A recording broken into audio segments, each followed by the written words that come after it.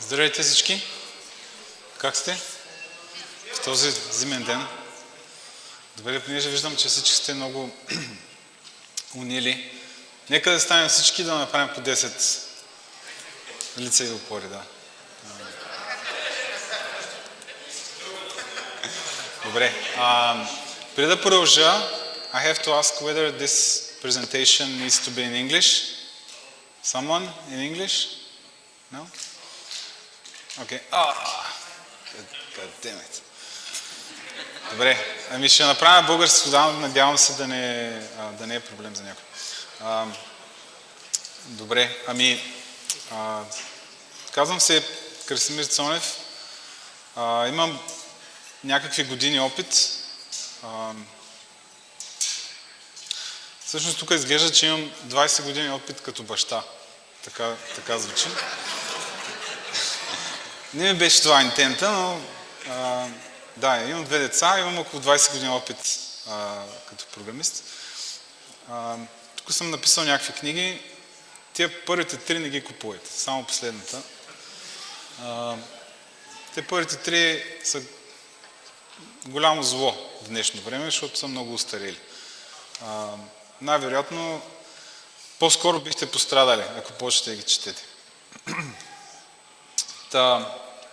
Добре, аз днес ще ви говоря за една комбинация от уж добри практики, които аз през годините така постоянно ги гледам с критичен поглед.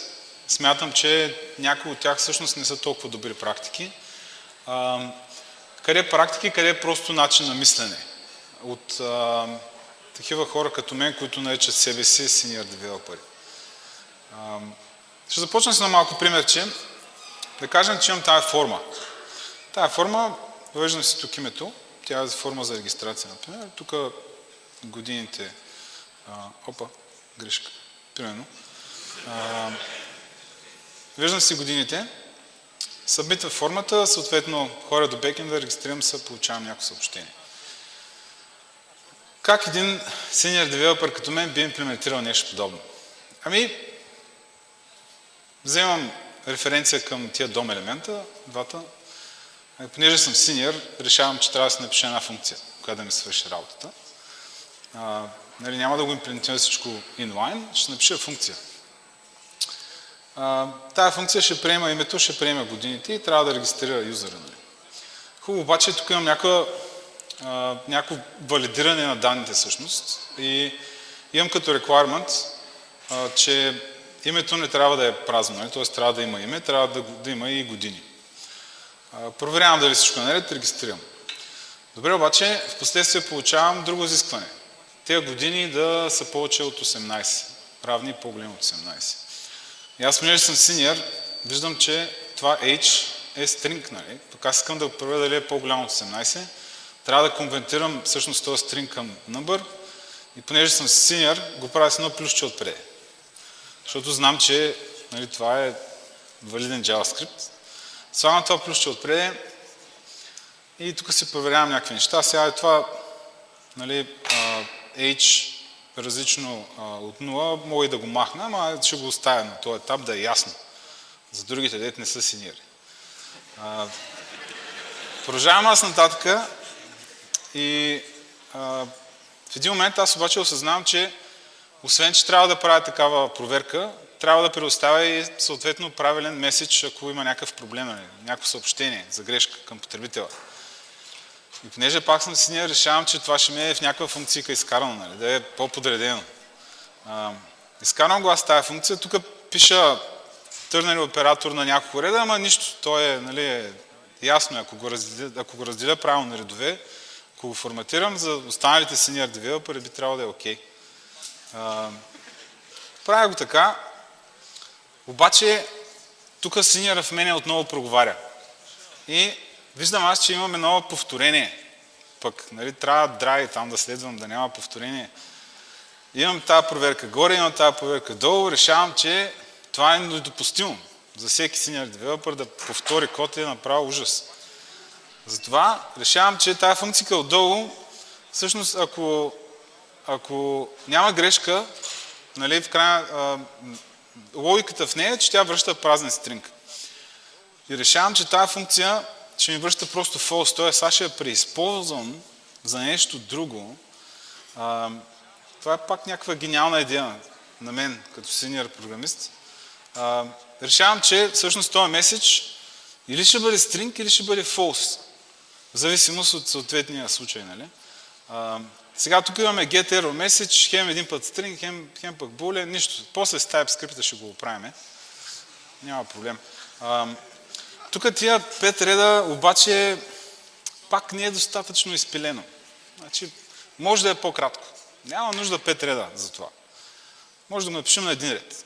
С търнали оператор пак е ясно. За senior developer е готино. Обаче това не е достатъчно. Трябва да е още по-кратко. Значи, ако може всичко да е на един ред, най-добре. Затова тук каствам този меседж, го каствам от string към boolean с две удивителни. Обаче, понеже не ми трябва false, слагам още ни скобички и още един удивителен. Мисля, че който го чете, би трябвало, ако е достатъчно senior, да го разбере това.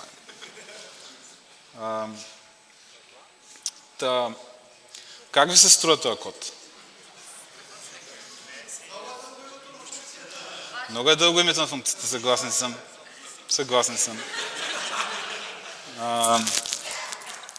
В английския има един такъв термин smartS. Първото нещо, което искам да кажа е, когато пишете код, може да не е JavaScript, да не се правите на smartS.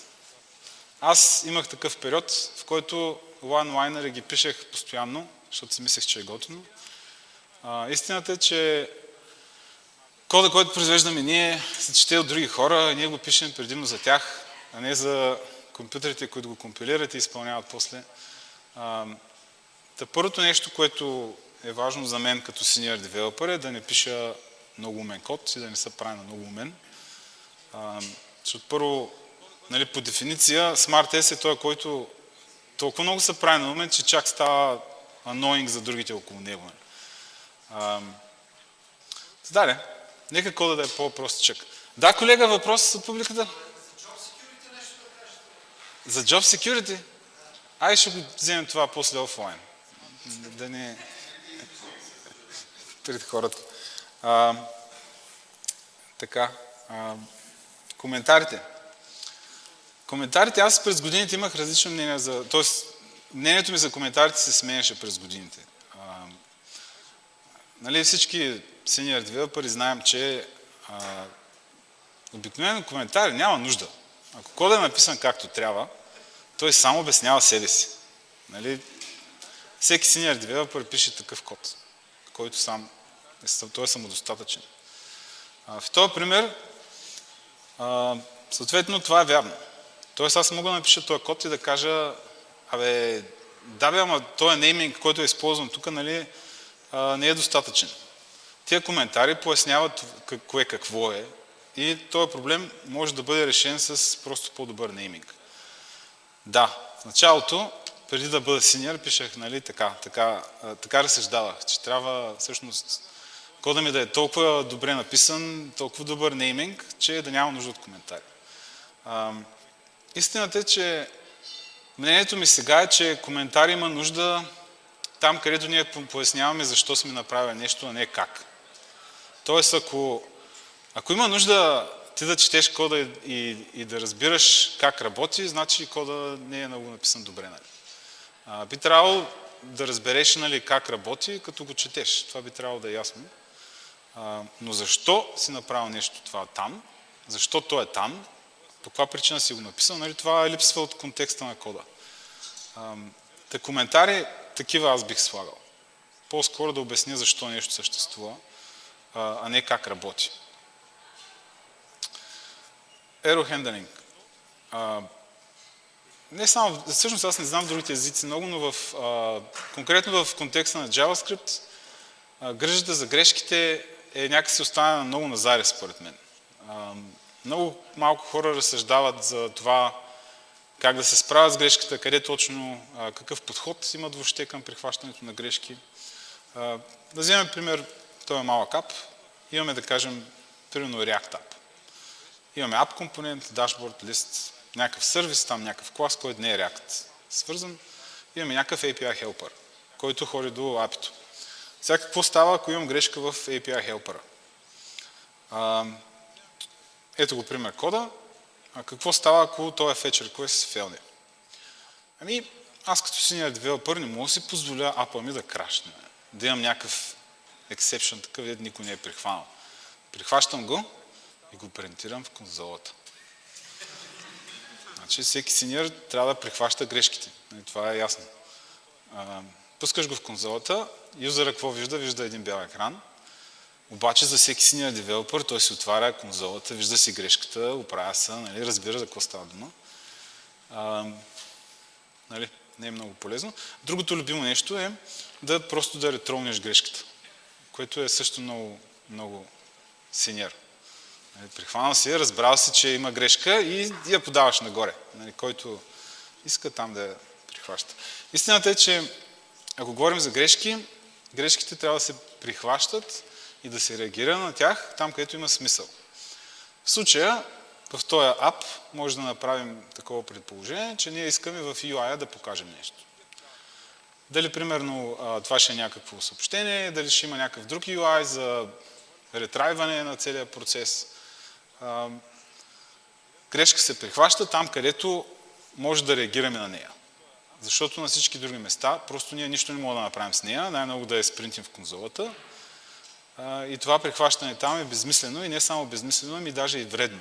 Аз даже много често, когато видя try catch на неправилното място, директно го изтривам и оставям този код без никакво прихващане на грешки, защото на този етап аз някакво да правя с нея. Оставяме тя да стигне до, ако трябва, до най-горното ниво, където някой може да реагира на нея. В този фреймворк, Node.js фреймворк, най-популярният за правене на Server Express, там има едно много хубаво нещо, такъв глобален error handling да направиш, т.е. да кажеш, ако някой някъде надолу в веригата не си е свършил работата, аз и тук мога да реагирам. Нали? Това е такъв добър патерн, поне аз съм забелязал, че добре е да има някакво генерално хващане на тая грешка на най-горно ниво, но най-доброто би било всички senior девелопери да прихванат грешката там, където могат, всъщност. Fragmentation. В фронтенд девелопмента особено,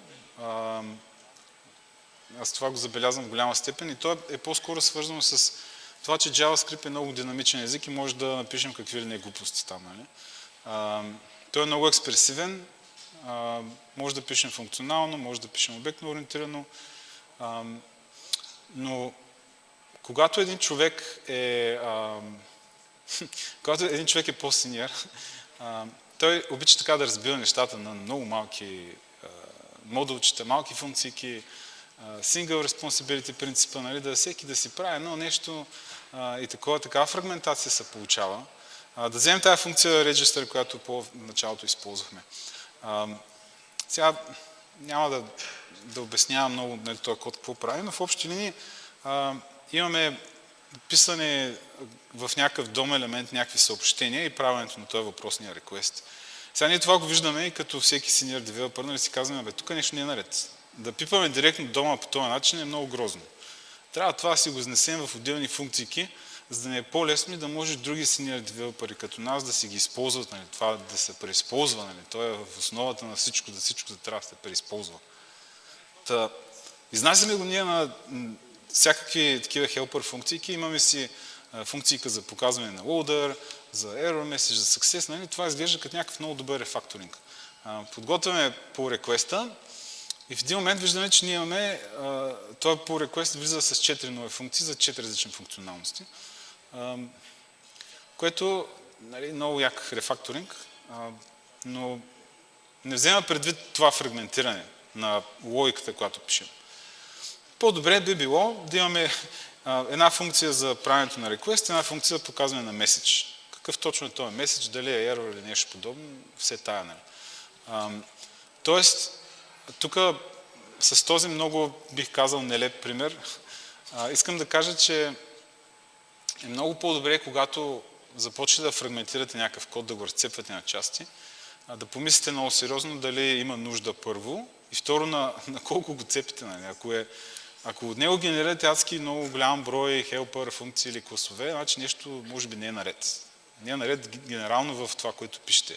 Не би трябвало кода, който правите, да се фрагментира толкова много и толкова надълбоко.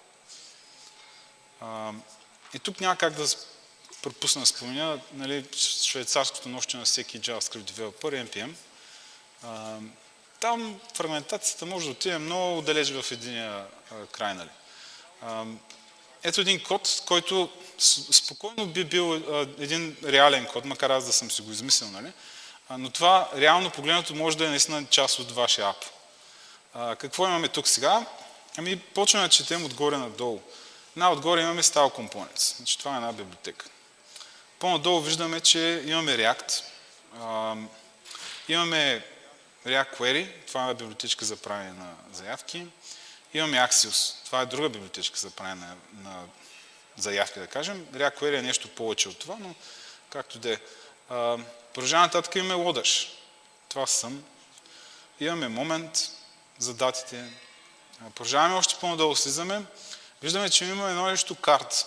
Значи това, ако беше целият файл и видим отгоре import card from някъде си, това е някаква дизайн система.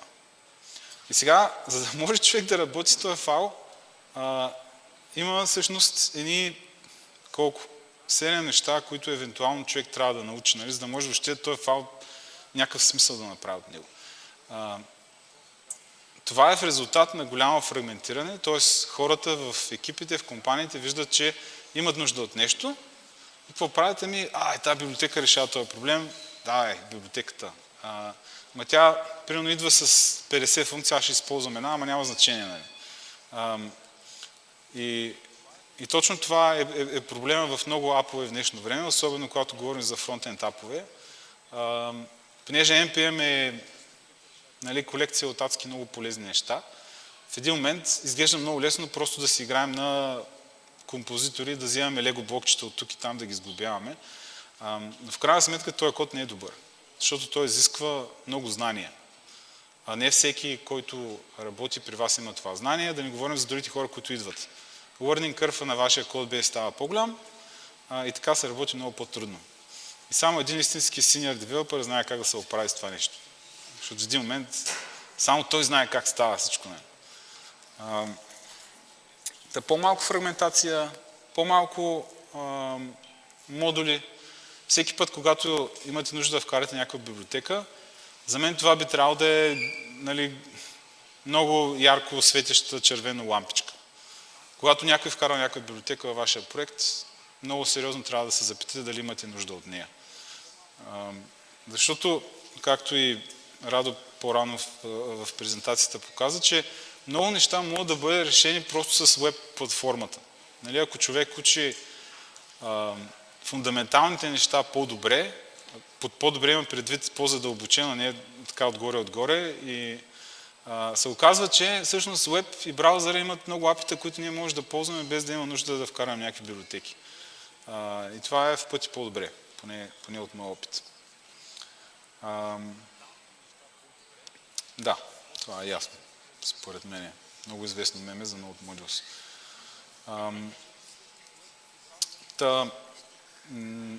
Друго нещо, което искам тук да отбележа е, че през последните години забелязвам как голяма част от JavaScript хората влизат в тази сфера, като са ориентирани към един определен фреймворк. Това е в резултат на бизнеса, т.е. много компании, като търсят хора, казват, нашия стак е React ориентиран, трябват ни React хора. Някой вижда това, записва се за React курс, изкарва React курса и дотам. И той влиза после и така. Само, че на много места се пропускат тези фундаментални веб знания за HTML, CSS и JavaScript без фреймворк. Аз смятам, че това е много голяма дупка. Надявам се някой да успее да я запълни в скоро време, макар че поне от моя опит това не се случва. И това после изяжда всъщност всичките тези хора, които са синьори, се оказва, че са малко въздух под налягане, защото като ги бутнеш някъде по-надолу и всъщност не са толкова синьор, колкото изглеждат. Това е любимата част, моя любима част от презентацията, когато говорим за абстракциите. Да кажем, че има една такава функция, която трябва да вземе продуктите в нашата база данни. Примерно. В началото имаме нужда само от категория. Обаче по-нататък нещата ескалират и бизнесът расте много, наемат се много синьори и се добавят много различни аргументи на тази функция. И сега в един момент се получава така, че консуматора на тази функция, то няма идея какво е това 10, не знае какво е това 1, но то отвън на функцията не се вижда. Тоест нямаме видимост. Какво правим? Сядаме на една маса senior developer и решаваме, че ще направим един обект options. Този обект options е як. Защо? Защото консуматор на тази функция, като подава всъщност тези неща, той ще пише limit 10, offset е си какво. Тоест ясно е. Видимо е. За тези по-ниско долу хората, джуниорите, ще бъде полезно. Ние синьорите си ги знаем тези неща, но те ще се оправят още по-лесно. Ама този пак отново много нелеп пример. Аз много пъти съм мислил, като показвам на хората някакви неща, като се опитам да обясня някакви неща, вече започвам да вярвам, че примера има много голямо значение. И в повечето случаи примерите си мисля някакви супер тъпи, ето, нали, очевидно няма да го направиш така, примерно. Но този пример илюстрира много добре как от едно нищо всъщност ние направихме една малка абстракция. Ние направихме такъв договор между консуматора на тази функция и логиката вътре в нея. Тоест това е протокол, с който ние трябва да общуваме с тази функция. И какво става, че това options, с течение на времето, идват други синьори, те почват да си добавят някакви техни неща, рефактурират тази структура, нали? И в един момент се оказва, че в нашия кодбейс ние имаме много такива малки контракти и протоколи навсякъде. И в един момент се оказа пак, че имаме бъс фактор от едно, т.е. само един човек знае всичките тия малки абстракции, знае къде е в това options, примерно това е required property, къде имаме default стойност, нали? И тези по-нисши същества, junior девелоперите, те не могат да се справят с това. Нали? Само хората с 10 години опит в компанията знаят кое къде е. Нали? Писането на абстракция, и тук много ясно искам да отбележа, че аз осъзнах преди известно време, че създаването на абстракции на такива неща е най-големия кеф в програмирането. Всъщност, ако вие се замислите, ще видите, че създаването на една абстракция, каквато и да била тя, малка, голяма, всъщност ви носи много голямо удоволствие. И големия кеф в програмирането е вие да правите абстракции. Това е истината. И да си създавате ваш собствен свят, вътре да имате, тук сега ще направя един клас, той ще комуникира с това API, ама той ще диспачва едни евенти, ама тук ще имплементирам PubSub, там Singleton, почваме едно тлъсто, много къдърово фактори, то ще комуникира тук така с един бъс, нали. И като почне да правите един такъв ваш свят, това е много голям кеф. И влизате в такъв флоу, почвате да си създавате някакви ваши си идеята, структури, някакви ваши си курсове, ваша си логика, която на теория и на хартия изглежда много добре, обаче това са едни много абстракции, които си остават само във вашата глава. И с годините мога да кажа, че виждам как за хората, които сега започват и примерно са по-мид хора, джуниор хора, в момента, в който те осъзнаят, че могат да правят това, да създават абстракции в кода, да си правят техни си светове, както аз му казвам, изведнъж за тях цялата тази работа става много, много яка, нали. Те много се ентусиазират и може да видите това по техните pull request, как изведнъж те с течение на времето почват да стават все по-големи, да се пишат все по-сложни неща, да се предлагат все по-сложни архитектури, нали, защото те искат да бъдат архитекти, искат да бъдат, нали, и те синьори.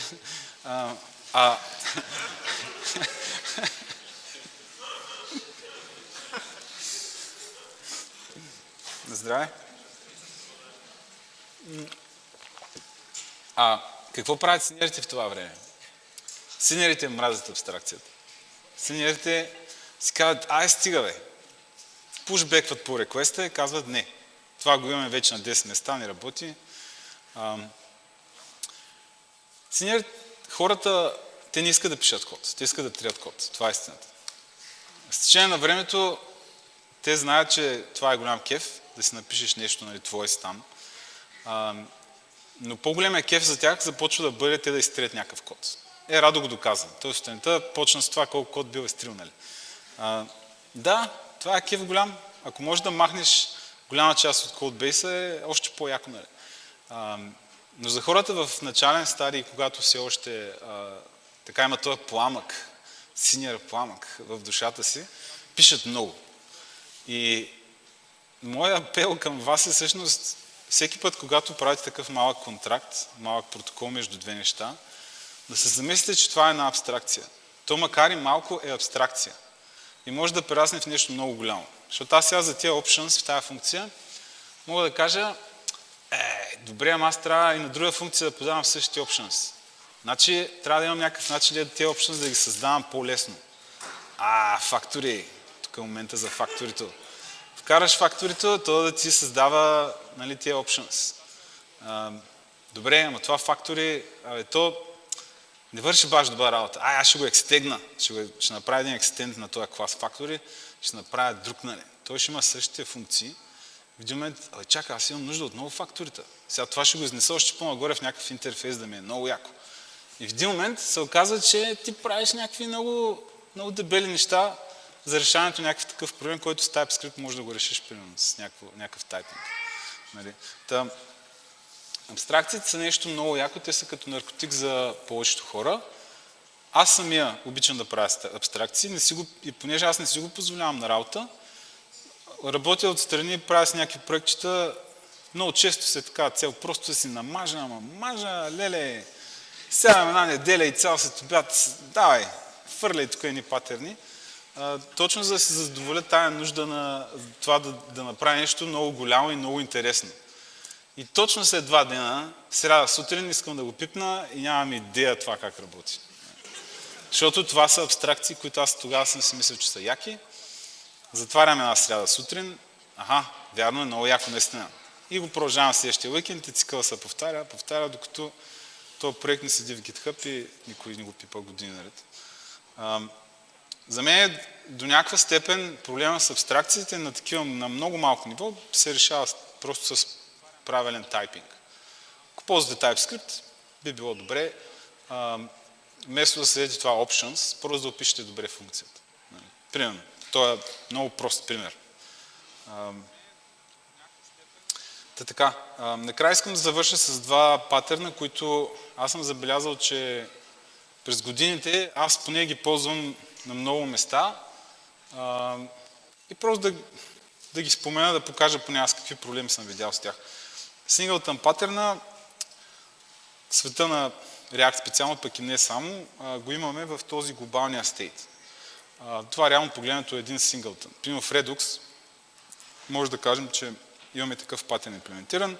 Всеки път, когато имаме нужда от някаква конфигурация, пак използваме singleton. Логъра е много добър пример, защото логъра трябва да бъде достъпен от всякъде, пак може singleton. Кешът задължително е singleton, той пък от гледна точка на функционалност трябва да е singleton, защото като искаме нещо, то трябва да е едно и също, веднъж като се кешира, т.е. трябва да имаме singleton. И тук е един простичък пример. Някаква имплементация, сега знам, че края на деня едва ли ще влизаме в детайли точно как е имплементирано, но истината е, че имаме една функция getConfig, която ни връща всеки път едно и също нещо. Най-опасната грешка, която съм виждал, е всъщност да използваме single патърна в някаква функция и да модифицираме всъщност, ето тук, например, аз вземам конфига, обаче мутирам данните в този singleton патърн, в този singleton instance, който, нали, в момента работи с него. И това, което се получава е, че следващия път, когато искам да извикам тази функция, примерно започвам да викам, понеже това е някакъв API URL, той вече има закачен продукт, аз закачам нещо друго след това, нали, се чуеш това продукт откъде е дошло. Най-опасно според мен на singleton е, когато се работи директно с данните, които седят в него. И проблема се решава. Моля? Коментара беше, че това senior няма да го направи.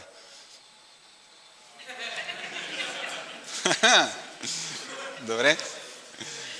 Да. отново казвам, примерът е много, как кажа, много сили такъв, много елементарен, много наивен е пример. Но аз съм го правил това. Не казвам, че съм синьор, нали? Но ми се е случило. Натам отивам, запътил съм се. Гетъри и сетъри работят в този момент. Нали? Защото като ползваш гетър, имаш контрол на това как вземаш данните всъщност. Другия много популярен патърн, който виждам навсякъде и честно казвам, под една или друга форма, това е може би най-популярният патърн за комуникация в JavaScript даже бих казал.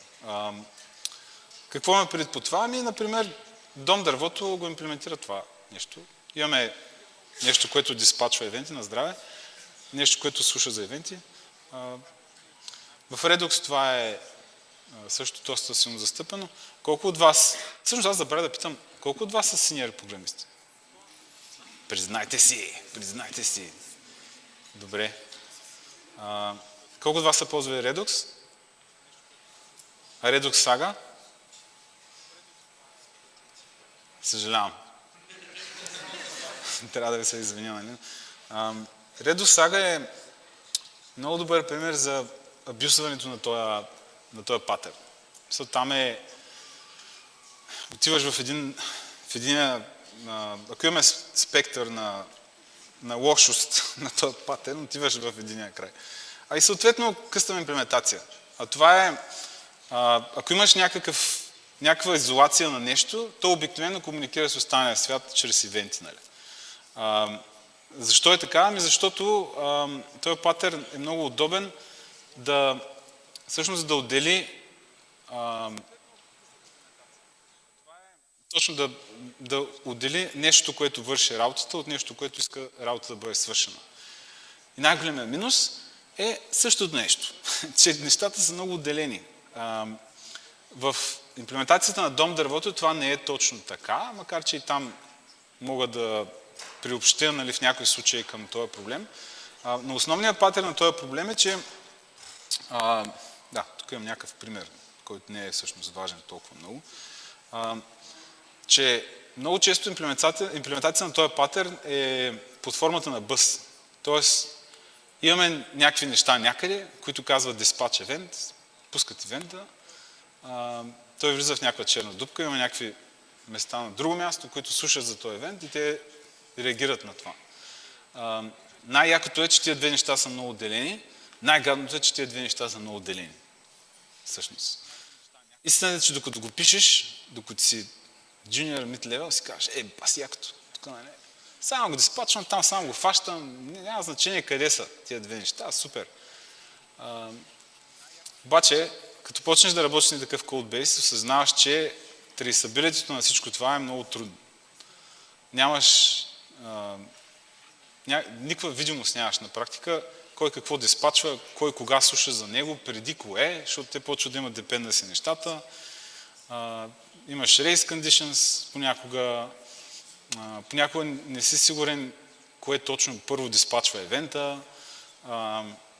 И в случая на Redux Saga това е всъщност един от основните проблеми, че той изключително много ляга на този патърн и на тая екстремност. И тук, честно казвам, не знам дали има някакво много добро решение, защото този патърн го виждам много навсякъде. Истината е, че ако е възможно, тази граница между двата актьора, така да ги кажа, колкото по-малка е, толкова по-добре. Тоест, когато го имплементирате това нещо, ако може границата между двете да е много малка, толкова по-добре, защото тогава ще имате видимост на това кой какво диспачва точно. И има някакви други идеи от сорта на, примерно да закачате метаданни към ивента, за да знаете откъде идва и някакви такива неща, които в дългосрочен план и те ни помагат също толкова много. И това е. Да. Senior девелопери, обединявайте се! Благодаря. Не знам дали има някакви въпроси. Ако има някой да задава, ако не, може и отвън да си поговорим. Да. Имаше за въпрос за job security? Ами аз не можа да го разбера много. Какво имаш пред момче точно за Job Security? Да. Какво? Не го разбрах това. В този смисъл Job Security. Да. Това е отмъщението на синьор програмиста. Той...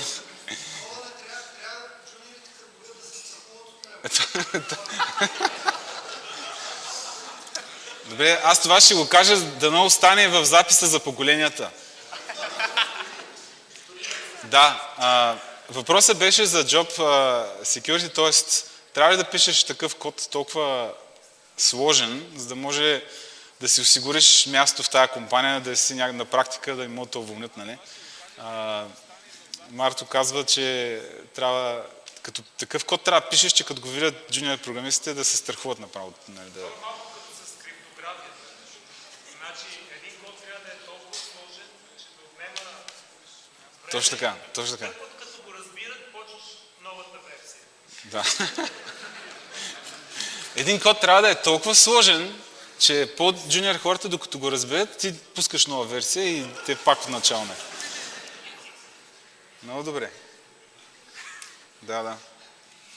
Ами, надявам се това да ви е било полезно. Да? Тъй като лекцията се казва I'm a senior, какво според вас е senior? Това се определя по опит или познание или проект за работа? За мен senior е човек, който... Тоест, неговото сеньорите не се определя от техническите му знания. До голяма степен сеньорите идва от така наречените soft skills. Тая способност да виждаш голямата картинка, да може да си критичен, да си решил примерно много проблеми, за да може да имаш техническата експертиза по-нататък. Но реално погледнато, сеньоритето идва в момента, в който ти си способен да направиш нещо и да го обясниш на други хора, да се аргументираш. Даже ние преди тази лекция си говорихме за това, че човек преди всичко трябва да може да изразява мислите си. Трябва да можеш да защитаваш някаква теза, да си част от екипа, да отделяш време наистина да погледнеш всички неща от много ъгли. И това в повечето случаи не е свързано с това аз да съм писал 10 години JavaScript. Нали? Истината е, че синьор програмистите, те са там, защото имат някакви други качества, не точно технически. И аз съм много щастлив, че тези качества ти не мога да ги научиш някакъв курс за 6 месеца. Нали? Или за 1 година, или за 2 години. Трябва да мине време, да се бориш с много ситуации, с много проблеми, да си решил и тогава ставаш senior developer. Аз имам още ляп да ям. Не се смятам за senior developer. Надявам се, разбрахте, че заглавието на тази презентация е много иронично.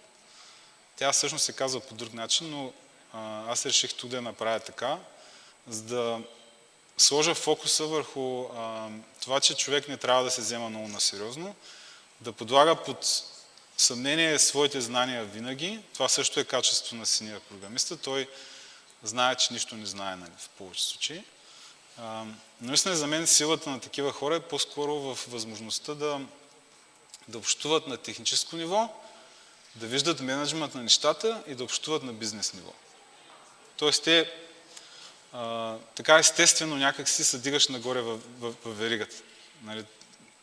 Така се получава и без да го искаш става. Тоест затова в много компании има менеджмент трак и стъф трак. Хората, които не искат да занимават с менеджмент на хора, стават стъф инженери, стават архитекти.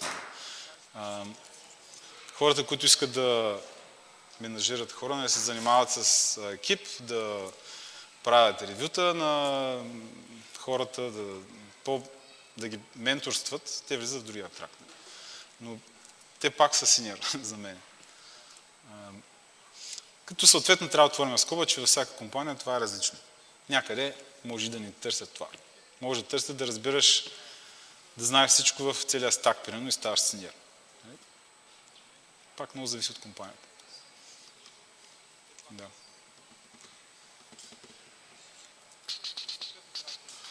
Всъщност, пауза. Една снимка за социалките. Секунда. Супер, благодаря. Добре, благодаря ви.